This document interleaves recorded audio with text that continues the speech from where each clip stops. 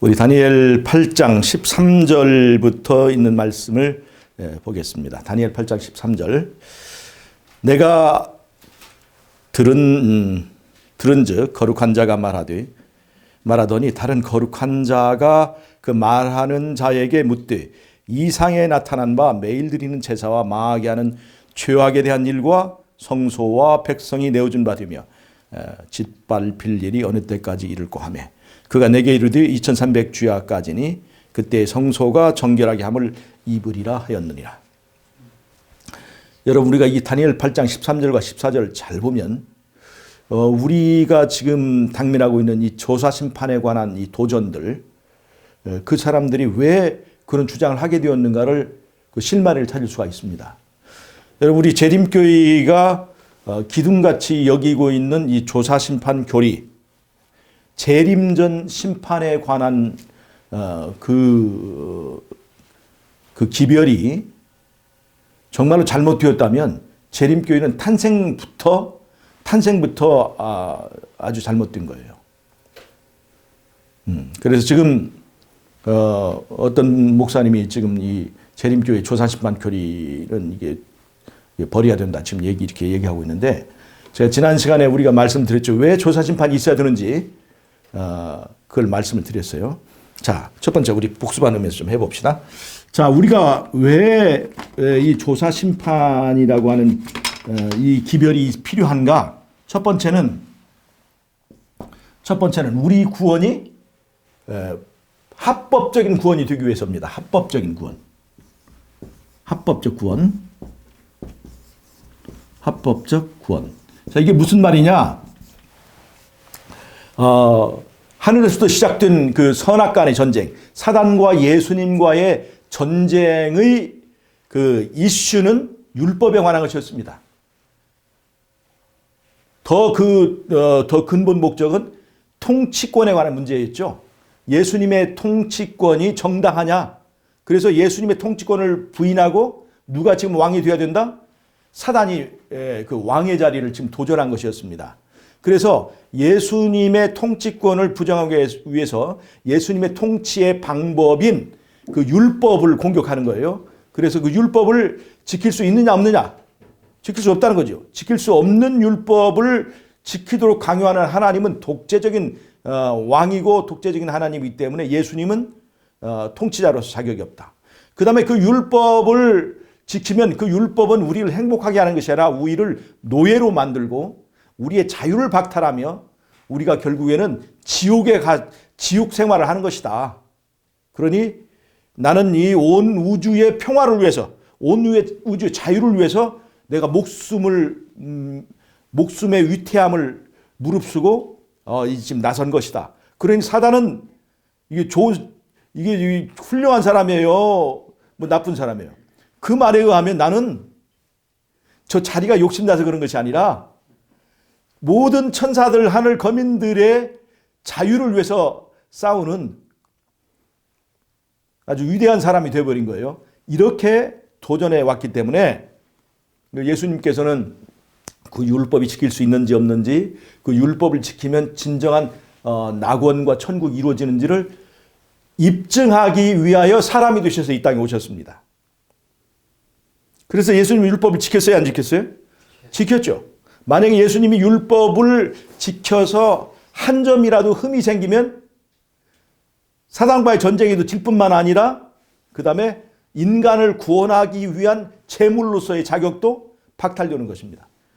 예수님께서 이 땅에 오신 건 두 가지 목적이 있어요. 하나는 예수님의 통치권에 대한 정당성을 입증하기 위하여, 또 하나는 사람을 구하기 위하여 오셨어요.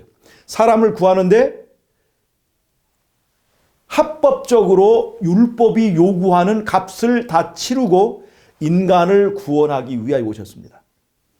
그래서 예수님께서 인간의 생명의 값을 자신의 생명으로, 자신의 희생으로 이제 그 값을 치르기 위하여 십자가에 죽으신 거예요. 이거는 율법을 보호하고 율법도 살리고 사람도 살리기 위해서 바로 그 방법을 택하신 것입니다. 자, 그래서 예수님은 그 일에 성공하셨습니다. 그리고 율법을 지켰더니 예수님 안에 뭐가 있어요?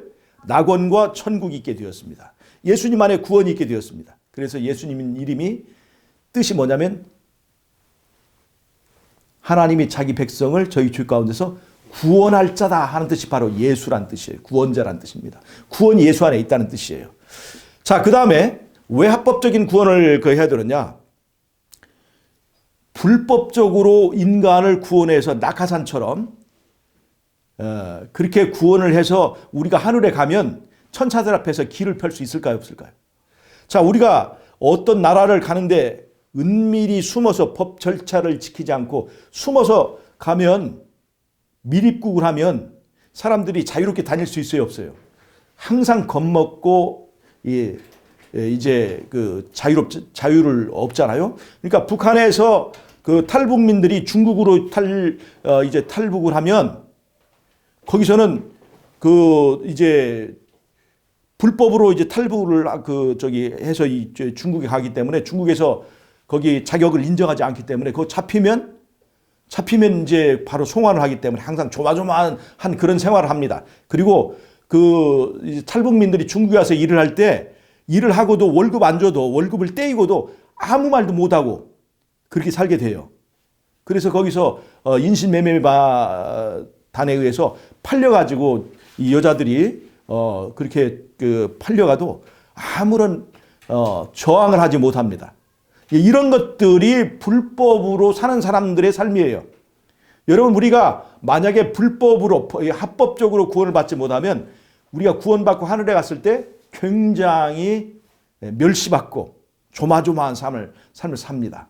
그런데 우리를 합법적으로 구원을 받게 해 주심으로 우리의 구원과 우리의 구원의 정당성과 우리가 하늘에서 어깨 펴고 살 수 있도록 해주는 것이 바로 합법적인 구원이에요.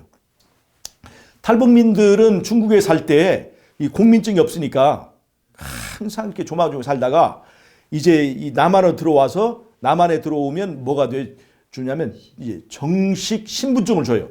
대한민국 국민이라고 하는 이제 신분증을 준단 말이에요. 그러면 그렇게 대한민국의 신분증을 가지고 중국에 다시 들어가면 아주 이제는 당당하고 떳떳하고 아무 데 가도 대우받는다고 하는 거예요. 그 탈북민들의 증언 중에 어떤 얘기가 있냐면 우리는 대한민국 여권을 받으면 별로 그게 감흥이 없잖아요. 근데 그 탈북민들은 여권의 첫 페이지에 뭐가 있냐면은 이 여권을 가진 사람들은 대한민국 국민이니까 어디 가든지 대한민국 국민들을 보호하고 자유를 지켜달라고 하는 저기가 있다는 거예요. 그것을 보고 어떤 사람은 감격해서 울었다고 하는 거예요. 여러분, 대한민국 정부가 보호하는 국민, 그 국민은 힘이 있고 어디 가든 대우를 받습니다. 왜냐하면 대한민국은 잘 사는 나라니까. 여러분, 하나님 나라의 율법이 우리의 구원을 인정하고 이 사람은 영생을 얻고 영생을 누릴 수 있는 자격이 있으니까 어디 가든지 이 사람에게 합당한 대우를 해 주시기 바랍니다. 라고 하는 것이 바로 합법적인 구원의 목적입니다.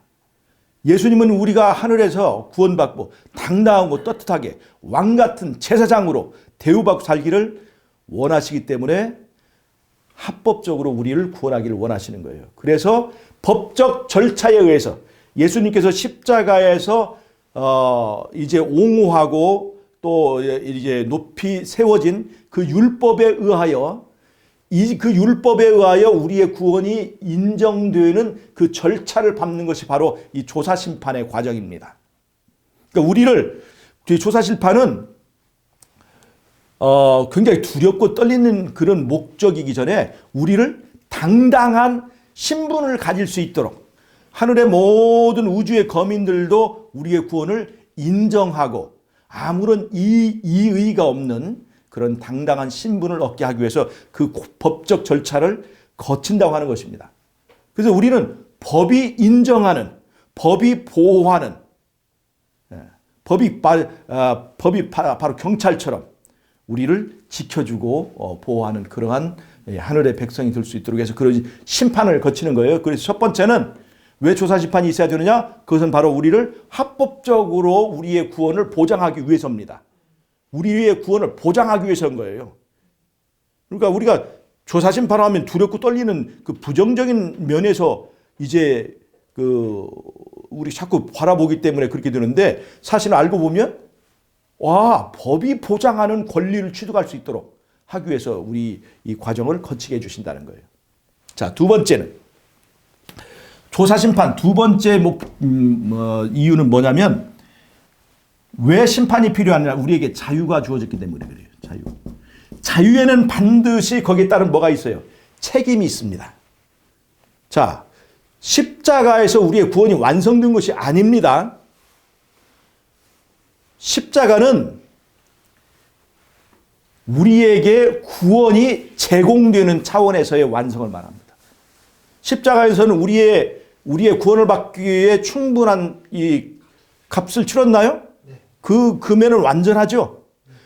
예수님은 십자가에서 우리에게 구원을 제공하셨나요? 네. 그것은 그러고 나서 예수님은 마음이 변할 수 있습니까? 없습니까? 변하셔야 안 변하셔요? 예수님은 누구든지 그 구원을 받아들이기만 하면 그 구원을 내 것으로 가질 수 있도록 제공하셨어요. 값을 요구해야 안 해요? 우리에게 요구해야 안 해요? 요구하지 않습니다. 그러나 그 권리를 얻기까지는 예수님 값을 치렀어요, 안 치렀어요? 우리의 구원은 예수님의 생명을 치렀다는 면에서 절대로 공짜가 아닙니다. 그러나 그 예수님이 우리에게 값을 요구하지 않는다는 차원에서 그 거저 주시는 그 은혜입니다. 자, 그러면 이제 예수님께서 십자가에서는 우리에게 구원을 제공하셨어요. 근데 그 제공을 했는데 그것을 받아들이고 안 받아들이고는 누구에게 달려 있어요? 우리에게 달려 있습니다. 우리가 예수님을 믿을 자유, 안 믿을 자유가 있어요, 없어요? 믿을 자유도 있고 안 믿을 자유도 있는 거예요. 그래서 믿을 자유도 있고 안 믿을 자유가 있기 때문에 그 권리를 내가 행사할 수도 있고 안 행사할 수도 있어요. 즉 예수님 안에는 구원이 있고 우리는 구원을 받아들이는 것이 아니라 누구를 받아들여야 돼요? 예수님을 받아들여야 되는 거예요. 그러니까 예수님이 싫은 사람은 예수님을 안 받아도 되죠. 예수님 싫은 사람은 누구죠? 자기가 잘났다고 하는 사람은 예수님 싫은 거예요. 무슨 말이냐면 자기가 하나님이기를 원하는 사람은 예수님을 왕으로 받아들이지 않습니다. 자기가 왕처럼 사는 데 습관된 사람, 자기가 중심인 사람, 이 사람은 예수님을 왕으로 모시고는 행복할 수가 없습니다. 그래서 그렇게 자아를 포기하기를 거부하고 자기가 하나님의 자리에 앉아서 살기를 원하는 사람들은 자기의 선택권에 의해서 예수를 받아들이지 않습니다. 그러나 이 세상에 줄 수 있는 것보다 더 나은 어떤 평강을 구하는 그런 사람들은 예수님이 필요해요. 그래서 이 자아를 죽이기를 원해요. 근데 자아를 죽일 수 있는 힘이 어디에 있어요? 십자가에서 반사되는 그 사랑의 빛에만 이 자아가 죽을 수 있습니다. 그래서 십자가의 그 권능을 붙들고 자아를 드리고 그 다음에 예수를 왕으로 받아들인 사람에게는 예수님의 십자가의 용서의 공로가, 용서의 제한이 나에게 적용되어서 그 사람에게는 합법적인 구원이 선포되는 거예요. 그러니까 그 합법적인 결과가 나와야 우리가 이제 구원을 얻는 것인데, 그러니까 예수님을 믿는 사람들에게는 그 심판이 기다려져요, 안 기다려져요? 기다리죠. 이 심판을 언제부터 기다렸을까요? 에덴 동산에서부터 범죄하고 나서 이 법적으로 우리의 구원이 확정되는 그 시간을 예수 믿는 사람들은 기다렸어요, 안 기다렸어요? 왜냐하면 그렇게 빨리 선고가 이루어져야 우리의 구원이 확정이 되기 때문에 그 시간을 기다린 거예요. 그것이 바로 조사심판이에요. 구원받는 사람에게 이 조사심판은 참으로 오매불망 기다리는 것입니다. 그리고 그 선택권이 나에게 있기 때문에 예수님은 변하지 않지만 나는 변할 수 있어요, 없어요? 내 선택은 변할 수 있어요, 없어요? 변할 수 있기 때문에 내 구원은 확정이 아닌 거예요. 그 내 구원이 정말로 확정적인 구원이 되었냐는 것은 누가 선택하는 거예요? 누가 심판하는 거예요? 하늘에서 예수님께서 정확하게 치우치지 않게 이제 심판하게 되는 것입니다. 자, 문제는 이제 오늘 제가 지난번에 여기까지 말씀드렸는데, 문제는 뭐냐면 우리가 다니엘 8장 13절 14절을 보면 이 2300 주야의 이 기간이 끝나는 그 시간, 그 시점에 시작되는 이 조사 심판이 알고 보니까 잘 보세요. 성도의 죄를 정결케 한다는 얘기가 아니라 여기에서 보니까 성소를 더럽히는 세력이 뭐예요? 잘 보세요. 이 우리 재림교회의 조사심판의 교리는 이 다니엘서 8장 13절 14절의 얘기에서 2300 주야까지 그때 성소가 정결케 된다고 했죠. 성소를 정결케 된다는 말이 이 정결이라고 하는 단어가 어디에 사용됐냐면 레위기 16장에 사용되었습니다. 레위기 16장에서 대속죄일 날 성소를 정결케 하는 의식을 하는데 그게 무슨 말이냐? 자, 인간이 죄를 지으면 어떻게 해요? 죄를 지으면 양을 끌고 오죠. 그 양은 누구를 상징합니까? 예수님 상징하죠. 그 다음에 양에게 주인이 안수해요. 안수한다는 건 뭘 말하는 거예요? 죄를 누구에게 넘겨준다는 겁니까? 예수님께 넘겨준다는 거예요. 예수님께 넘겨준다는 거예요. 예수님께 넘겨준다는 것은 죄만 넘겨주고 나는 그대로, 사람은 그대로 있는 것이 아니라 나를 넘겨줘야 그 죄의 소유권이 누구예요? 내가 있죠. 나를 예수님의 통치권 밑에다 넘겨줘야 내가 가지고 있는 죄를 예수님 처리할 수가 있는 거예요. 그래서 내 죄가 예수님에게 넘겨가면 그 예수님의 그 보혈의 피와 함께 내가 성소 안으로, 재판정 안으로 내 죄가 들어가게 되는 거예요. 그래서 성소가 더럽게 된 거죠. 그 성소가 더럽게 된 것을 언제 정결케 해요? 대속죄일 날 정결케 한다는 거예요. 그것이 레위기 16장의 얘기입니다.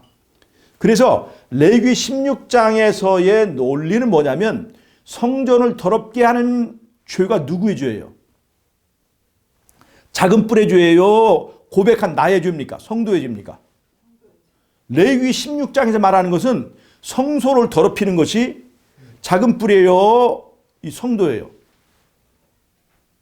레위기 16장에서는 작은 뿔이 아니라 성도가 고백한 죄가 그걸 옮겨가는 거예요.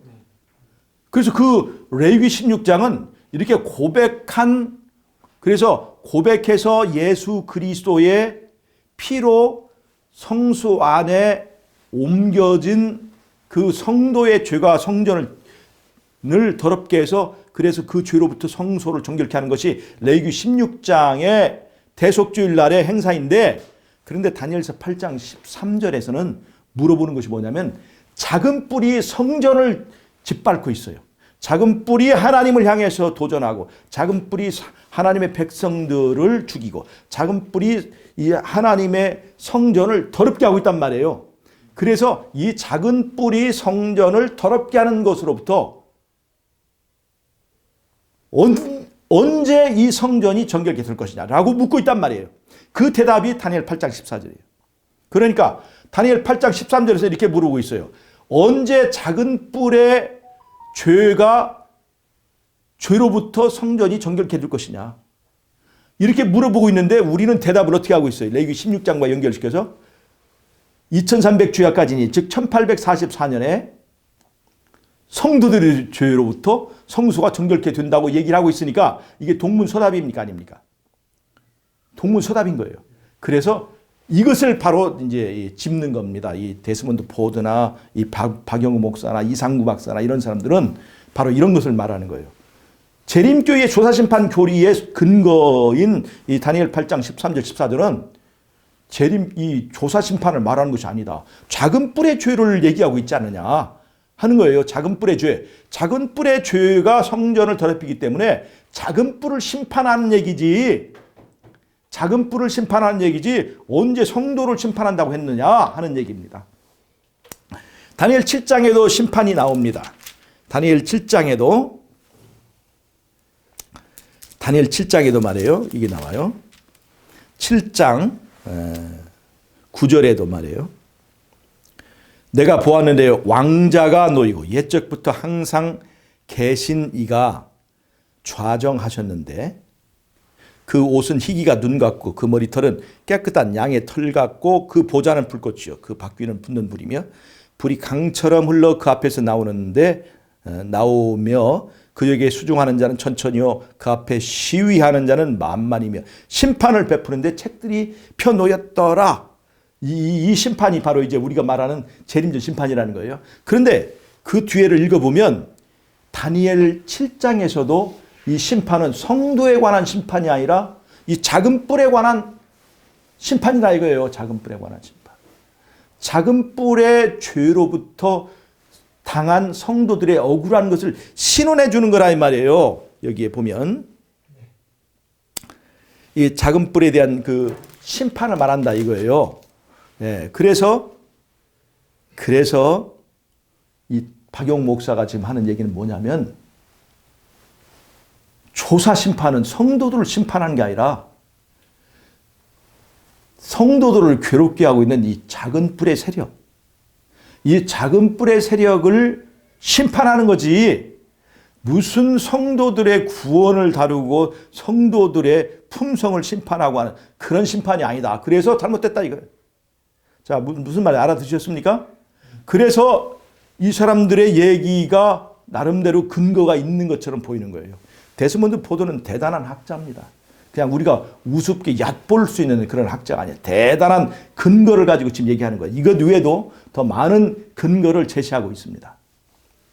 우리가 계시록에도 보면 계시록 18장 또 19장에 보면 하나님께서 이 용과 짐승과 그 다음에 거짓 선지자에 대한 그 성도들이 억울함에 당한 그 피를 신원하는 그 심판에 관한 얘기가 계속해서 나오고 있어요.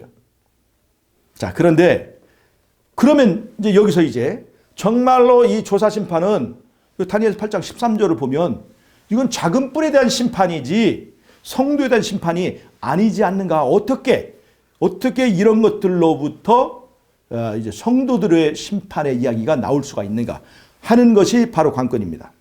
이 성경적으로 보면 전부 다 뭐에 대한 심판이 작은 뿔에 대한 심판이 분명합니다. 그런데 이 작은 뿔에 대한 심판이 겉으로 이렇게 보이지만 더 의미를 찾고 보면 사실은 성도들의 심판이 거기에 들어있다는 걸 제가 오늘 말씀드리려고 하는 거예요. 자, 봅시다. 다니엘 7장 보겠습니다. 자, 다니엘 7장 22절을 보면 옛적부터 항상 계신 자가 와서 지극히 높으신 자의 성도를 신원하셨고 때가 이름에 성도가 나라를 얻었더라. 그 얘기 나오죠. 이 심판을 통해서 궁극적으로 누가 나라를 얻는 거예요? 성도가 나라를 얻는 것입니다. 성도가 나라를 얻는 거예요. 자, 보세요. 자, 그 다음에 다니엘 7장 13절부터 보겠습니다.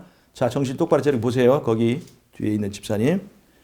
내가 또 밤 이상 중에 보았는데 인자 같은 이가 하늘 구름을 타고 와서 옛적부터 항상 계신 자에게 나와 그 앞에 인도됨에 그에게 권세 영광과 나라를 주고 모든 백성과 나라들과 각 방언한 자로 그를 섬기게 하였으니 그 권세는 영원한 권세라 옮기지 아니할 것이요 나라는 패하지 아니할 것이라.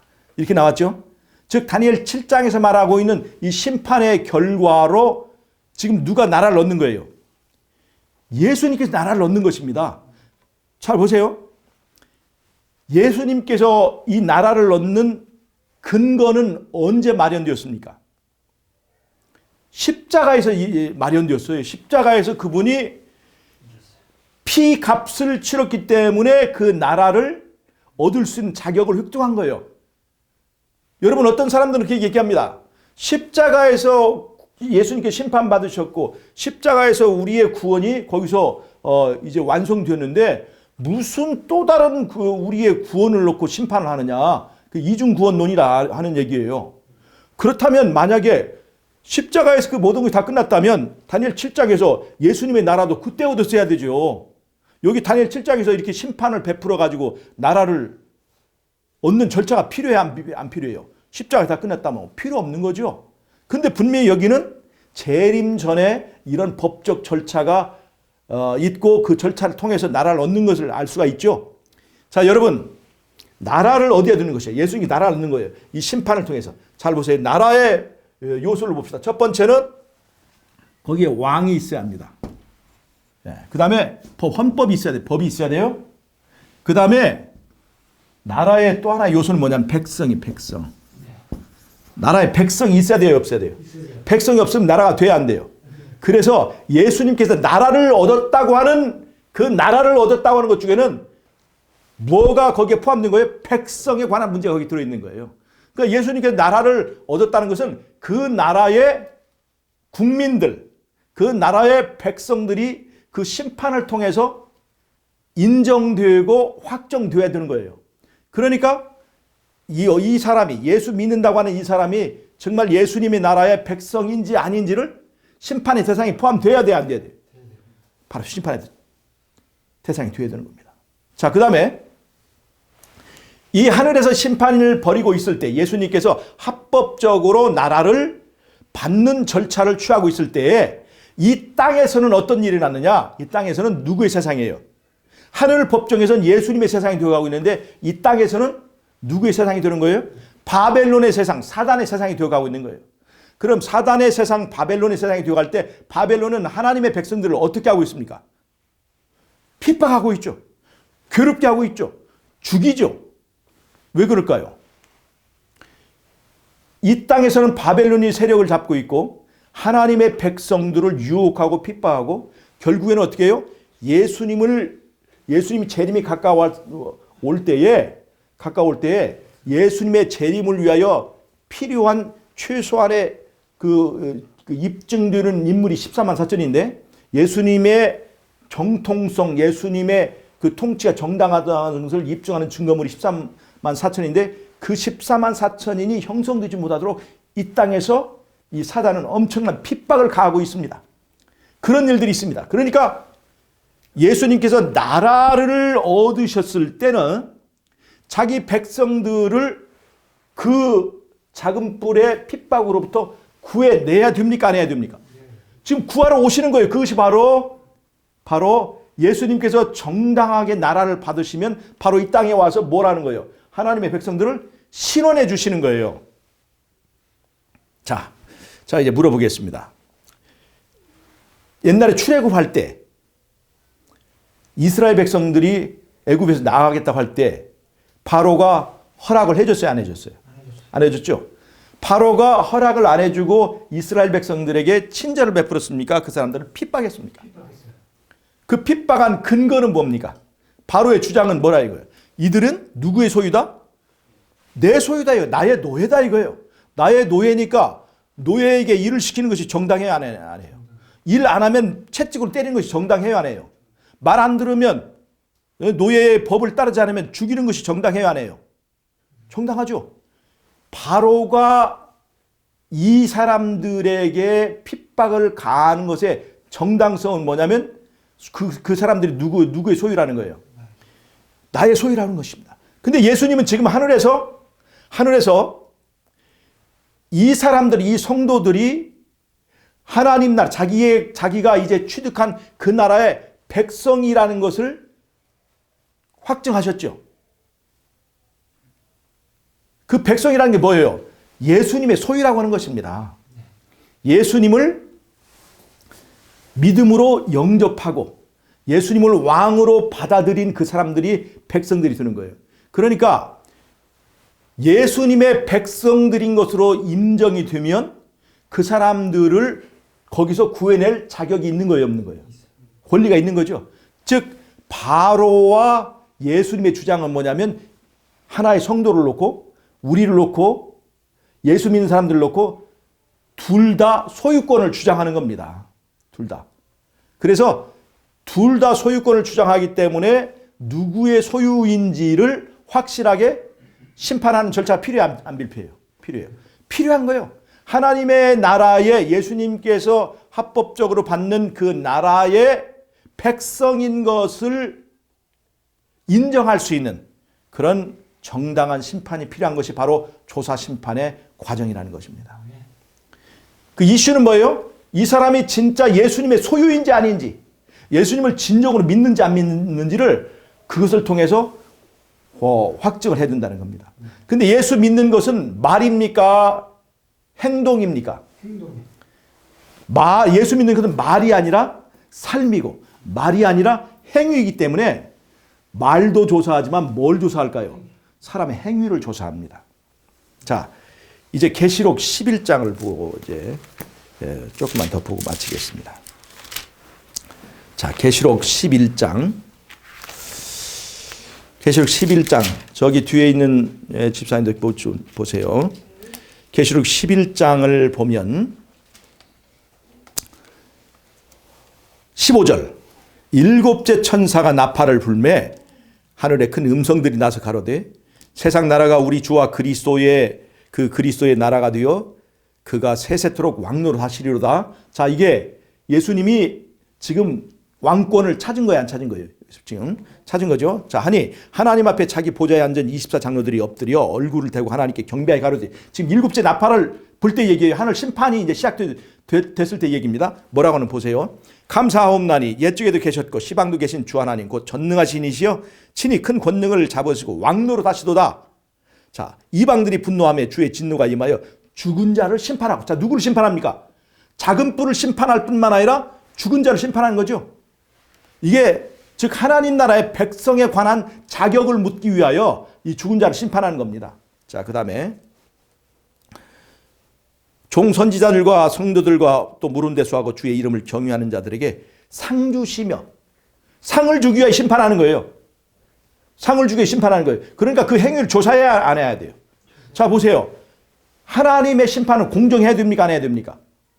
공정해야 되죠. 그래서 예수님이 보기에 얘는 좀 예쁘니까 상을 하나 더 줄까, 이렇게 하는 것이 아니라 엄밀하게 모든 사람들이 인정하는 그런 심판을 하는 겁니다. 우리 애들도 어떤 물건을, 예를 들어 붕어빵 같은 걸 줄 때 어떤 애는 하나 주고 어떤 애는 2개 주면 붕어빵 안 줬을 때보다 더 큰 문제가 생겨요.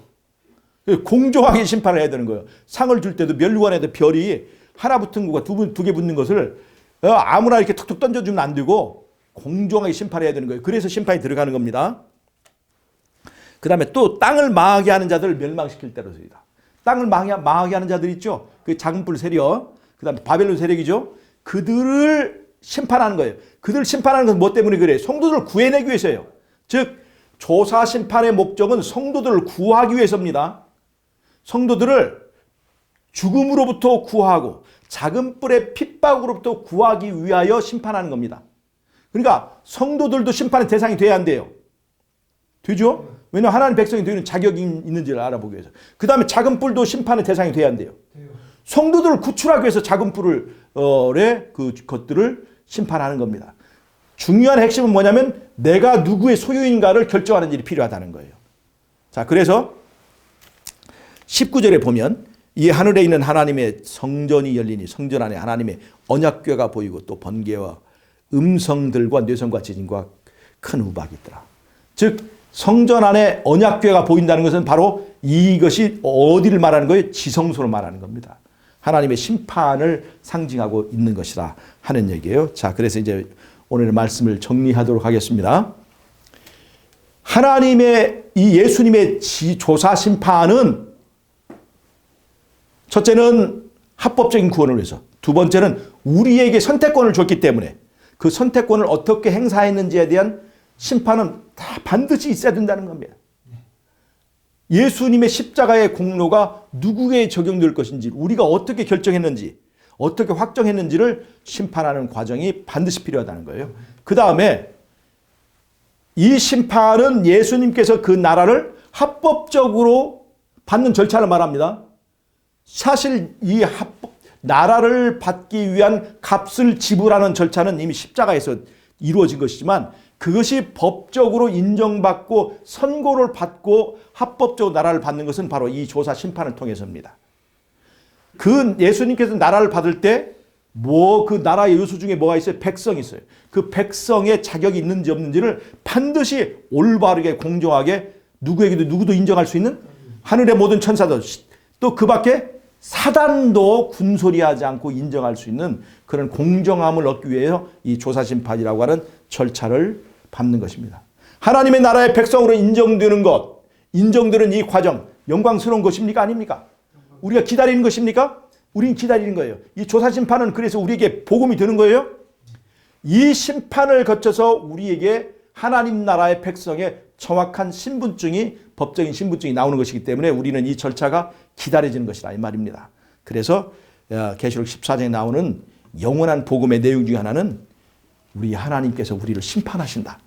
이 내용이 거기에 들어있는 거예요. 그래서 심판은 두려운 것이 아니라 구원을 기다리는 사람들에게는 참으로 우리가 기다리고 간절히 고대하는 그런 복음의 내용이라는 것을 여러분 꼭 이해하시기 바랍니다. 예, 그래서 이 조사 심판을 부정하는 것은 정말로 우리의 자유를 값싼 자유가로 만들어버리고 우리가 우리의 진정한 구원의 그 질을 떨어뜨리는, 그 다음에 대쟁투적 관점에서 그리스도의 나라를 폄하하는 그런 아주 너무나 좋지 않은 그런 것이 있기 때문에 절대로 이것에 넘어가서는 안 됩니다. 하나님께서 우리에게 주시는 이 심판의 기간 동안에 심판은 우리에게 엄숙한 것입니까? 안 한 것입니까? 여러분 이 시간에 정말 이 심판이 진행된다고 할 때 우리의 신앙이 어떠해야 될 것인지, 어떠해야 될 것인지를 우리가 깊이 생각하고 정신 똑바로 차리는 여러분과 제가 되기를 바라면서 오늘 말씀을 마치도록 하겠습니다. 예.